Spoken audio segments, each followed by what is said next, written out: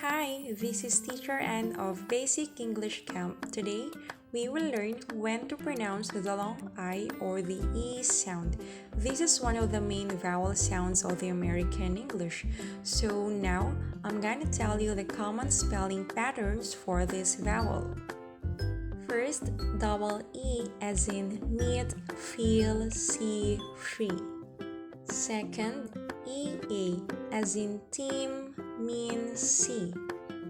Third, IE and EI as in believe, peace, neither, receive.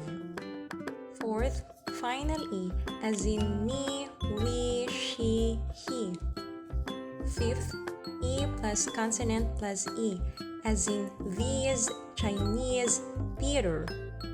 Next, final Y as in city, duty, country, ability. And lastly, endings with IQUE as in unique, boutique, critique. Okay, now let's practice. Let's read it together.